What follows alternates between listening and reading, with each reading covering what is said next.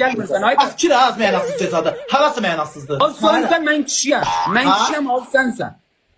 Danışıqlı biləm, qardaş ağzı. Danışıqlığını bil, ala. Uşaqlar, daldırın, çəkilin indi maçdanla nami vuruşacaqlar. Burada bir İlduzə xanım var, ona dedim. Sən də Danışıqlığını bil, ala. Sən İlduzəsən.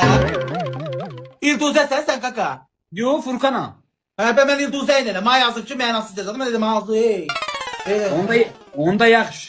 Hə, fazla elə durma, boğaya gələn inək kimi. Nə dedin? Boğaya gələn inək kimi nə ilə durursan, at da? Mən buğaya gələm ki, dərdər danışmayı. Boğaya gələn inəklər elə durur ya. Mən də deyirəm elə durma, mən sənə demirəm eləsən. Deyirəm elə dur. Mən Ha? hazırlıqlı tombala başından ha. Yaxşı, hazırlaş.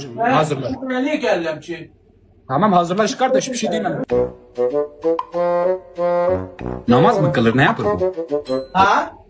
Secdeye yatırsa, namaz kılırsa ne yapırsan? Yox. Diyot da ne? Bu qaldıra biləcəm. Tamam kardeş, diyot da bekleyirik.